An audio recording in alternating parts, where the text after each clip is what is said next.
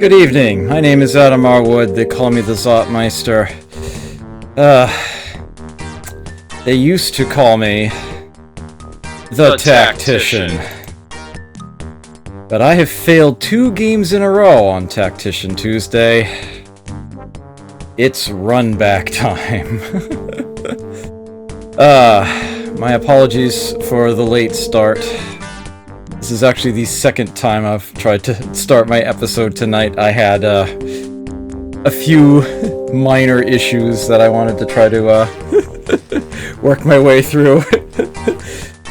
Yes, I'm going to restart this. I feel as though I can't call myself the Tactician. I feel as though I don't deserve that title right now, having failed 2 campaigns in a row. Well, this is going to be a week full of runbacks, and it is going to start tonight. Yes, beware, I live. Run, coward! I am Sinistar. Anyhow, I'll let the intro play for you. Hopefully it won't stutter too much or anything.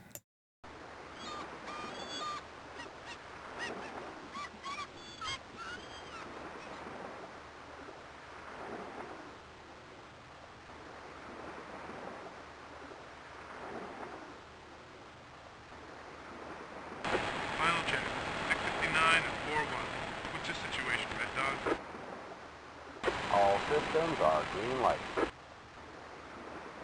Systems green. 5, 4, 3, 2, 1.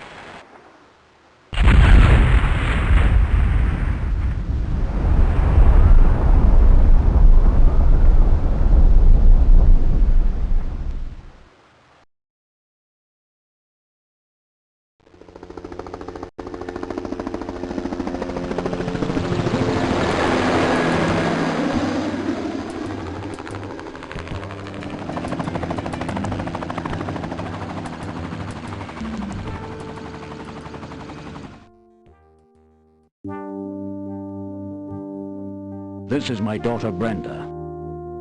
We're grateful to see you here. I'm going to make this as brief as possible. Lucas Santino has turned this island into our own private piece of hell. He was a member of Brenda's research team when the medical benefits of the fallow sap were discovered. It was a breakthrough that held hope for thousands of sick children, but it presented the need for new research. The trees can only be found on this island, and to the best of our knowledge, they do not reproduce.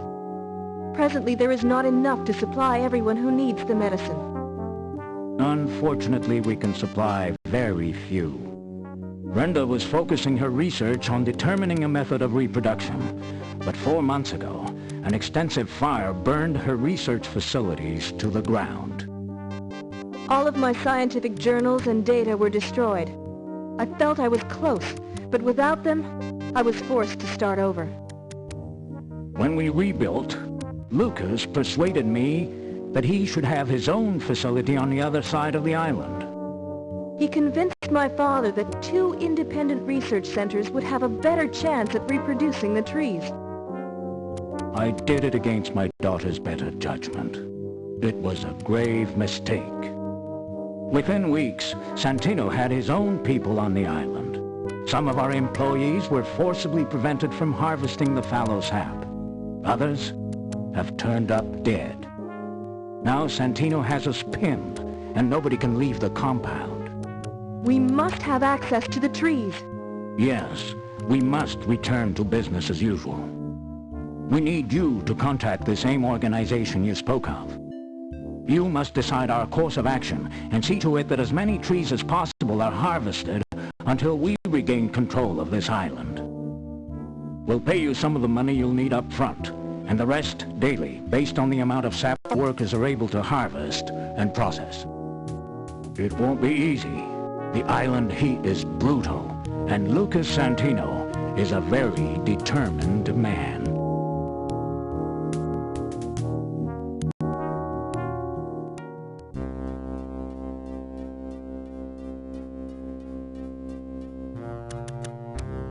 bad news, Dr. Santino. A helicopter has landed in the Richards compound. How many men? One. You're sure this... Yeah. Should we kill him? No. Find out who he is. Then, kill him.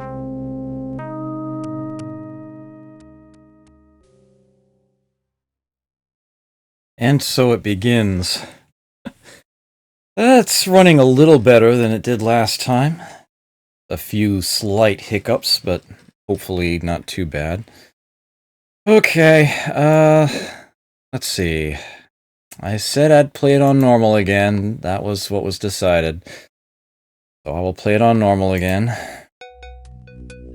See if we can do it. Laid back with a beer. Hello.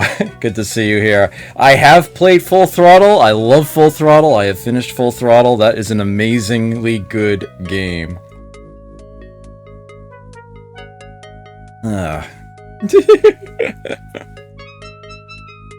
Okay, so here's our little command shack, as it were.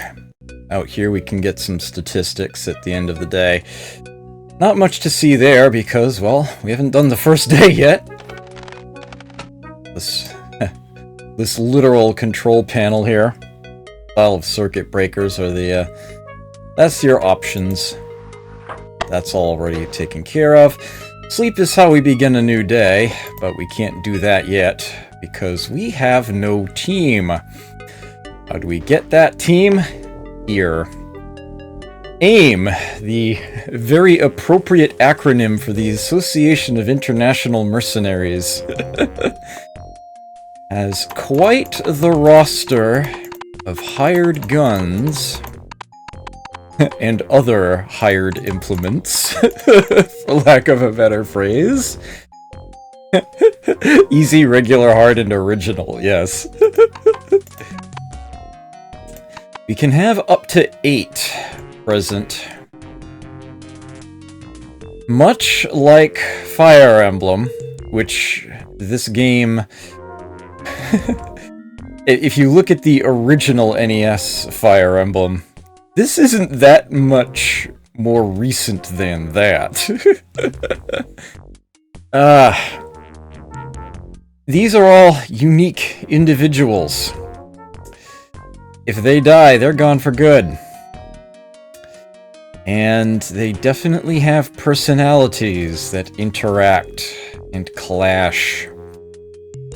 It is an extremely Jagged Alliance. It is an extremely aptly named game. Going through all of them to begin with would be more than a little time-consuming and practically self-defeating. Instead, I am simply going to opt for diving straight to a few individuals that I feel tend to make a pretty decent starting team. I have the tendency to just ignore experience class 1. Just start with the more talented units to begin with.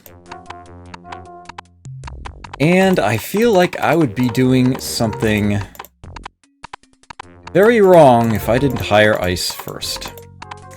So I will. Ice is the man. Here he is. A long-time member, Ice Williams has been primarily used as a sniper since joining the organization. Undaunted by the prospect of working for those of unknown reputation, he instead prides himself in helping those new to the mercenary game establish themselves. Yeah, the game pretty much tells you he's a good idea to hire early on. Each merc comes bearing their own gear. Importantly, there is money in this game. You pay your mercs a salary.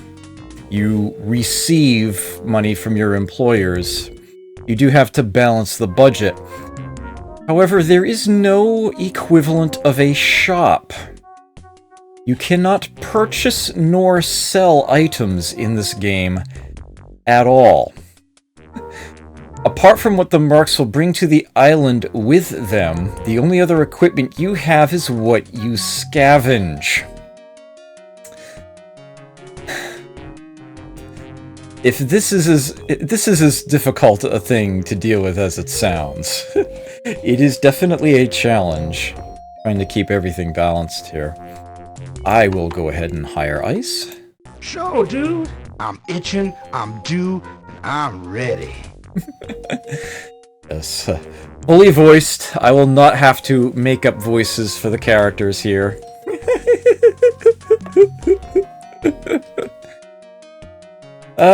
And he tends to work really well with Snake, so I will hire Snake as well. Agile and able, slippery and swift, Johnny Edwards has managed to slither into range unnoticed, sight up his unsuspecting target, then disappear before the smoke dissipates, time after time, mission after mission. Snake! Hell yeah, I'll join. Okay, I would like... that's 2 excellent, talented, agile gunmen. What I would like to have to round out the force would be... Actually, Ice has some fairly decent mechanical skill. Not a lot, but a bit. I would like someone who's particularly decent at that sort of thing to have earlier on. I often do go with a level 1 unit for this, but I'm going to try to not, I want to try to have someone who's a little more able on the field earlier on. Yes, there is indeed a wink.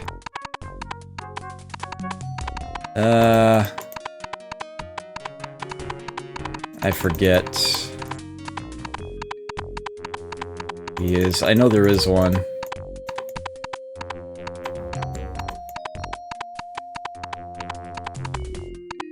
Yeah, Wink E. Dickerson, yes. I am going to try to hire Jimmy, if he'll, be along. A particularly aptly named individual, as that is what he excels at. Jimmy's Locks. A recent addition, Jimmy Upton arrives upon the mercenary scene courtesy of the Ohio State Penal System. A locksmith by trade, he can get into or out of anything. Upton is unavailable for duty in any country holding an extradition treaty with the U.S. Yeah. And I feel compelled to point out, I actually really like how they did this here with the 2 periods, one for the abbreviation and one to end the sentence. I just feel like that's the way grammar should be. I just think it's interesting they did that in this game. Anyway. No cops, no courts, no jails, no law. Yeah, you can count me in. I don't know how long he's going to manage to last with the team, but someone of his mechanical skill is going to be of great value. And lastly, I should only need 4 or 5 the first day. Someone with nice explosives knowledge would be a great help. Someone with a bit of medical experience would also be nice to have on the field the first day. And I can't help it. I adore Larry so much. He's one of my favorite mercs. I have to hire this guy. On probationary standing, Larry Roachburn, a somewhat respected explosives expert, was a young survivor of the CIA LSD years. And when not on assignment, he continues to subject his body to the whims of pharmaceutical researchers around the world. Yeah, I could get into some of that. I say that line all the time, nobody gets it, and I don't care. I don't care at all. I can have up to 8 units. Hiring that many this early on is probably going to be a mistake. I have no source of income. This $20,000 seed that I start with needs to get me through the first few days before I can at least begin to have some false hope of stabilizing my income. As you will see, the game makes that sort of thing extremely difficult. But, all the same, I don't want to spend a bunch of money on a bunch of units that are simply going to be taking up space, probably getting themselves killed, and that I have to shell out money for anyway. I usually try to get by the first day with just 4. I will probably hire 2 more at the start of the next day, and I will try to keep it at around 6 or 7, but eventually I'm probably going to have to go up to full 8. Not everybody's going to be taking the field every day, as you'll see, but this is a good start right here. Every time I get more people to come over, I have to shell out $800 just for the helicopter to get them here.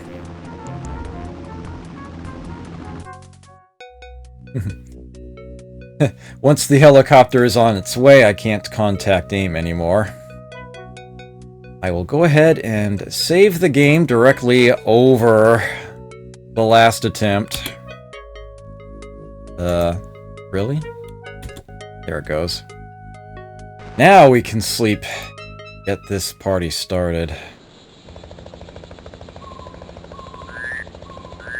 Ah yes, Jezendar, that was an intentional omission this time around. You'll probably see him later. We suffered a serious setback. Sometime this morning, someone managed to get into the processing plant and steal an essential piece of equipment. Without the micropurifier, we're shut down. We have to get it back as soon as possible. Until then, there's no point in tapping any trees. You better warn the team. It looks like it's going to be an extremely hot day. Oh, jeez. This message right here comes up at random. For it to have it on the first day is a bit of a nuisance, actually. It's a warning that the mercs will get exhausted more readily than usual. You might want to make sure you pack the canteens. Help combat that. Okay, welcome to Metavira Island.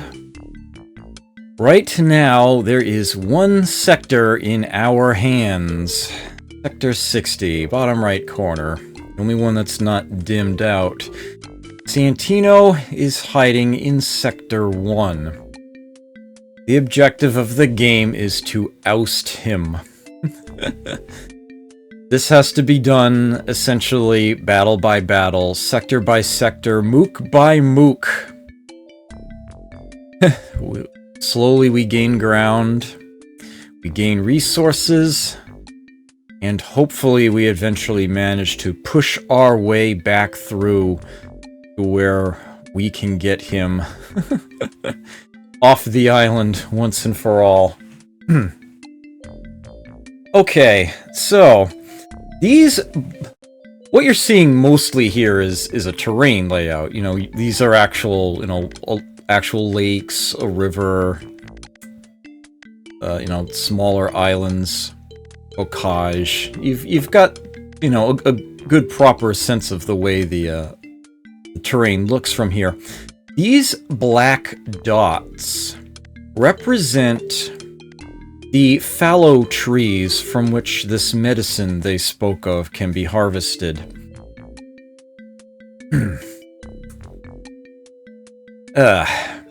Getting the sap out of a tree requires 3 people working on it all day. I have to pay those people.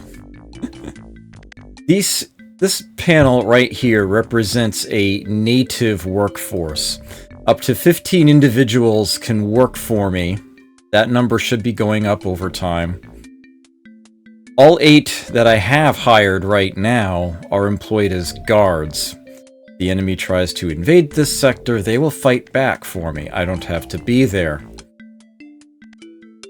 2 of the 4 trees that are tappable in this sector here are too close to the border of enemy-occupied sectors for the natives to be willing to work them at all. Those dots of the 4 that are sitting in here are still black. The other 2 that are green, those are tappable trees.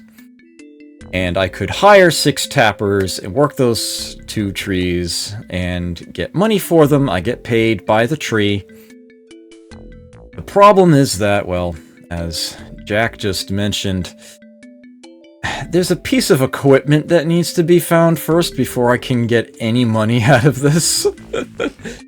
A micro purifier, which is going to be held by a guard in an adjacent sector. That's not going to be a hard thing to find. I just need to go out there, kill people, and it should drop readily. I do pay the natives a salary, minimum wage. If I need to boost the maximum, I can increase that. I don't get to lower it later, if I do.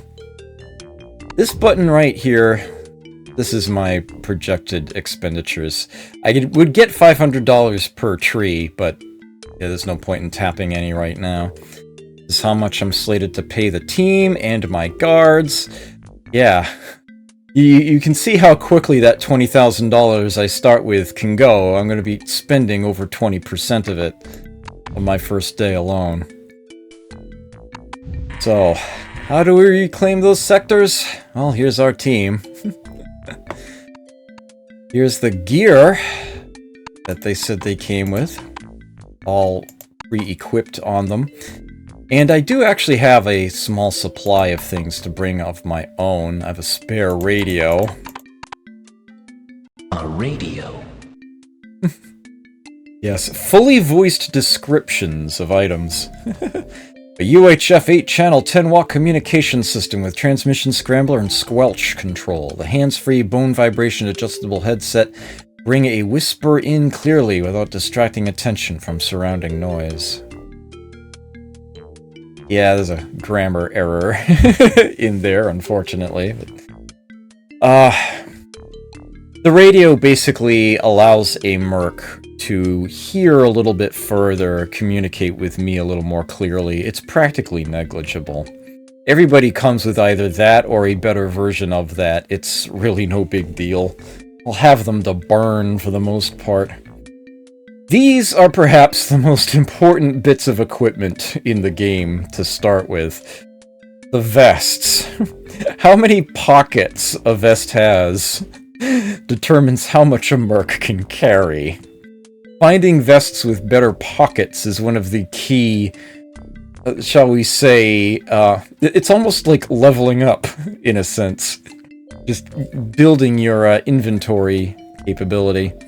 There's a lot to be scavenged, and if you can't carry it all, you're just gonna have to leave it there for a while. I will give Ice that 3-pocket vest, and I will hand out the 2-pocket vests to Snake and Jimmy.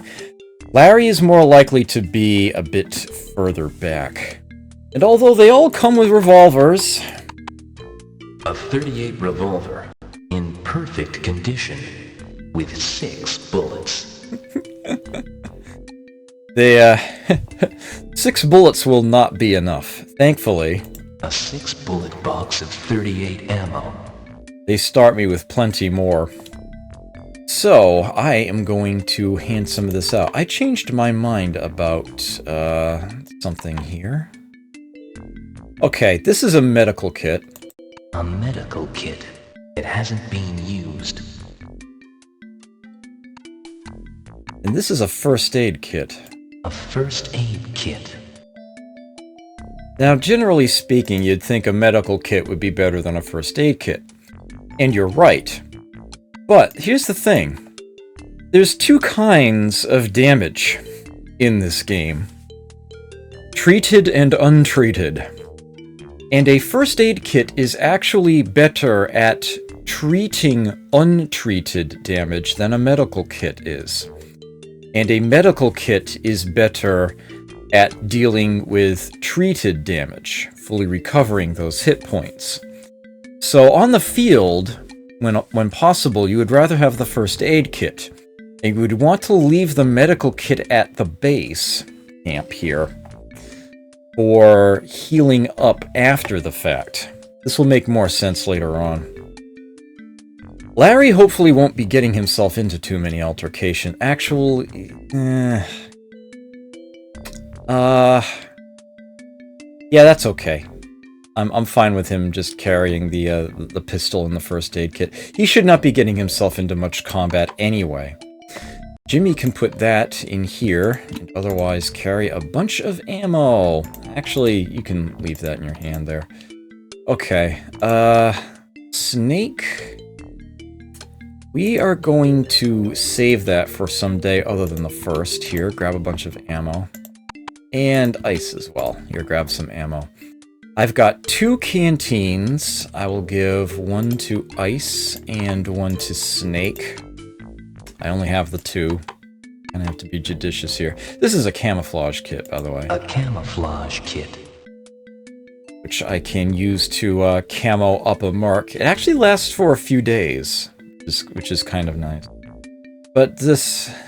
I'll save it for a riskier day than the first.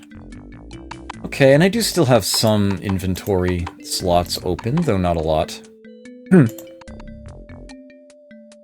Is that voiceover you? I have no idea. I've never even thought about that. Anyway. I can just click here. Yeah, these are buttons. Have that button in. Drop the team there. That is where they will start. Let's just do this. Dive right in.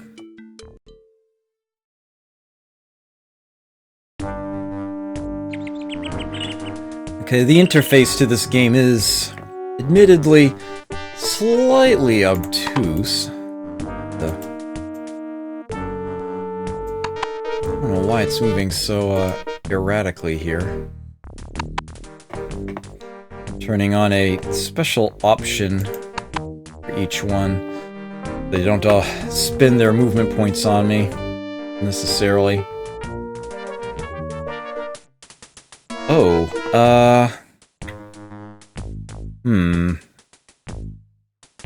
Give me just a moment. I seem to have forgotten an important key command in this game. Oh, not in the game, actually. How do I lock the mouse cursor to DOSBox? That's going to be extremely important. It is Control F10. I would have guessed correctly. Okay. That's going to be an extremely important thing for me to do.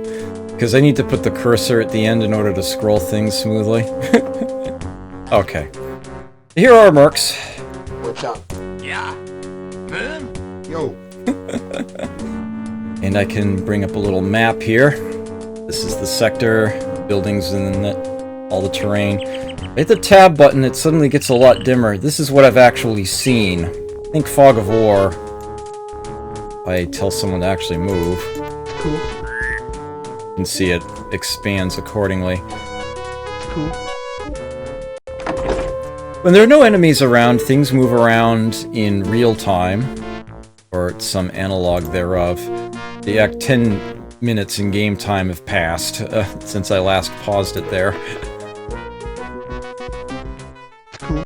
Looks like there's something here. It's cool. This room look familiar to you?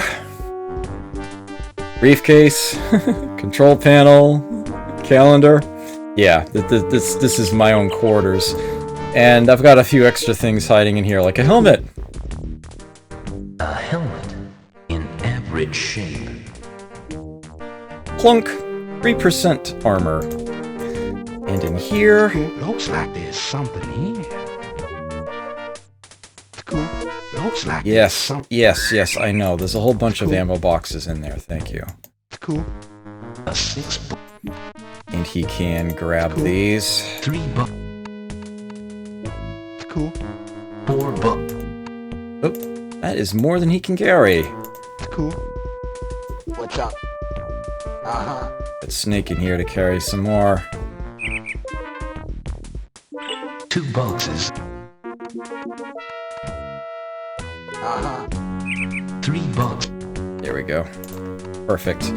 Give me just a moment. I have a window layering issue here. I can't read chat. Need to read chat. I need the chat. Lots of ammo in a bathroom. Is this Fallout 3? I think I could tell you. I have not played the Police Quest games, actually. Uh-huh. Nothing. Uh-huh. Nothing. Uh-huh. Nothing. Although I have seen a couple of them played. There's someone I follow here on Twitch called Jag of Troy who played through a couple of them a little while back. Uh-huh.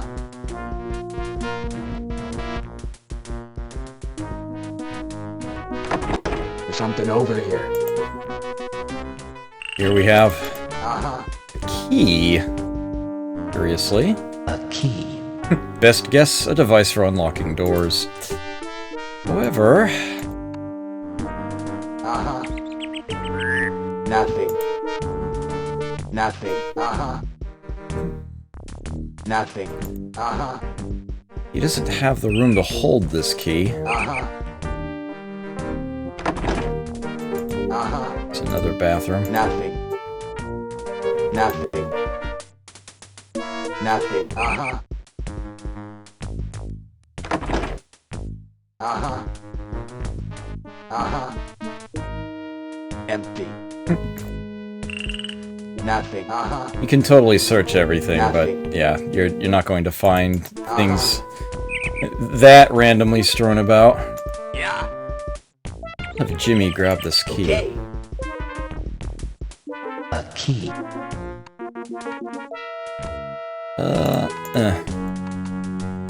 Let's see. Where are the other buildings? One down here. Okay. Pretty sure that that key opens up a door right here in this sector. Let's see, he can't open that. If I tell him to try to use the key,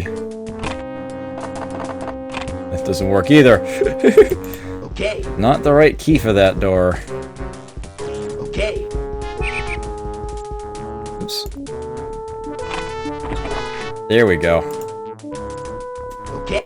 I see something here. Okay. Here we have a toolbox. A toolbox. In good condition. Toolkits are used to repair equipment. Okay. And here Okay. is the sap processing facility Okay. that unfortunately Okay. is not operational right now. I need to fix that. That's pretty much my first objective. Another door over here. I'm waiting. Man? Cool. You'll see that different mercs have different speeds. As a matter of fact, they'll have stats, as you can see here. Notably, agility and dexterity are separate stats in this game. Extremely important that that is the case. Agility controls how quickly you can move, and dexterity how finely you can move. Things like aiming and surgery. There is no separate intelligence stat, though. Wisdom is your one sort of mental ability. And then you have the four sort of, what's the term I'm looking for? Technical skills. Medic, explosive, mechanical, and marksmanship. And then there's, of course, the experience level, health, how many hit points you've got. And it lists salary there as well, for whatever reason.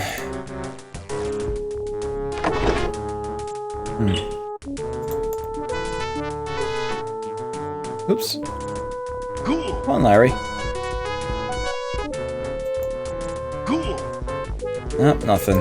Cool. Here. Yeah. I see something here.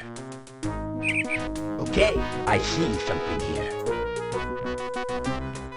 Okay. Very important item right here.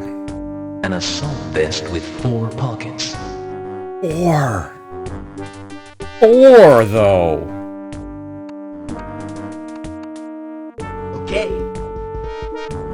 A knife.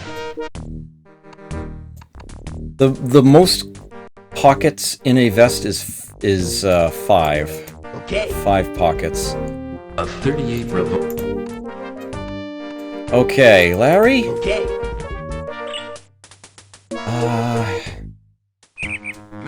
There we go. Cool.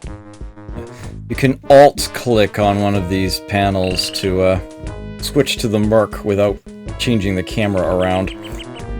It's one of those things I have the tendency to forget the control for. There's a lot to the interface in this game. With 2 pockets.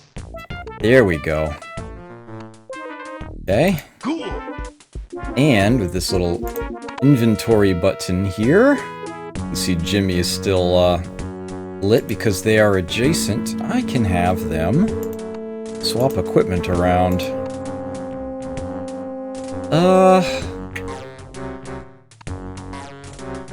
What I need Larry to do is get more ammo from somebody. Okay, I can tell everybody to gather together in one place. Okay.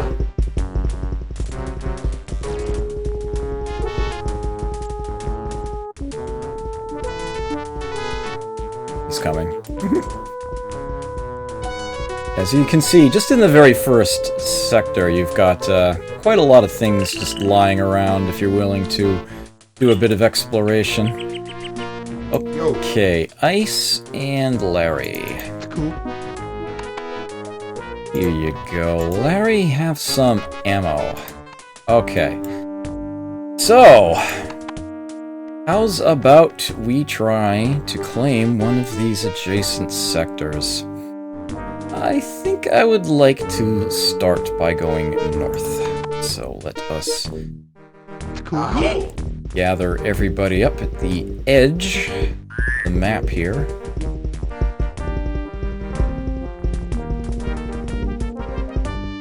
This odd-looking tree here, the yellow ones, these are the fallow sap trees.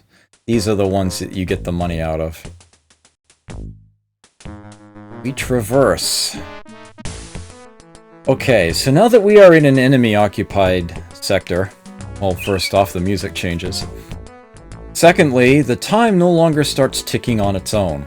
Instead, 5 minutes will pass with every turn. You can see there are now numbers, bottom right corner of these portraits here. That is how many action points they have per turn. Up to 4 action points can be carried forward from one turn into the next, but they otherwise can't be stockpiled beyond that. How many action points you have is based on your agility. The higher your agility, the further you can possibly move.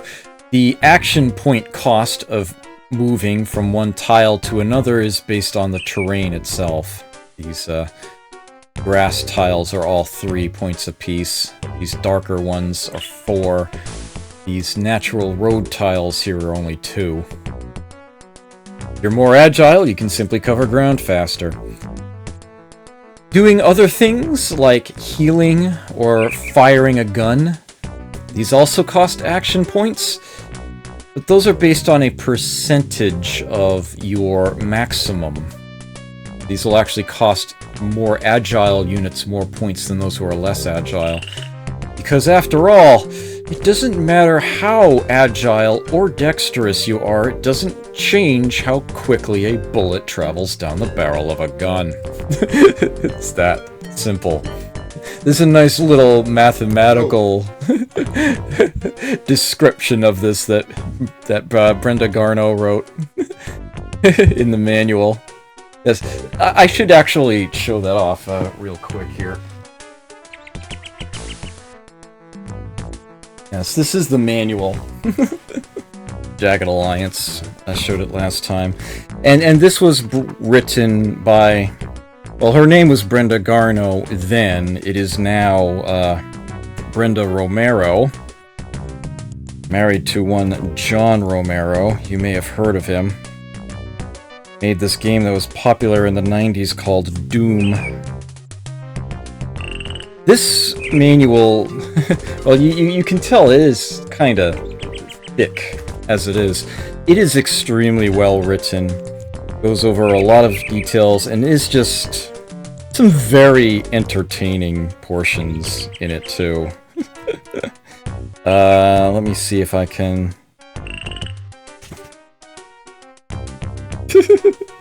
I don't know if I could get this to show up well enough, but this whole section right here reads, this writer wonders if anyone will see this. Does anyone actually read indexes? If you see this, write to us. The first 5 people to write to us and say, I saw this in the index and pickles do not wear sneakers win a free strategy guide. I did write them, I didn't get it. I actually tweeted a photo of that. Sent it to Brenda Romero, actually. She was very, she was like, I haven't looked at that in so long. Anyway. So, I can only see... I have a layout of the land. I mean, Jack knows the detail of the island. He knows where all the trees are. I get this, you know, layout of each sector. This is something that I have. But yeah, there can be up to 8 enemy soldiers hiding out there. I'm just going to have to explore it to find them.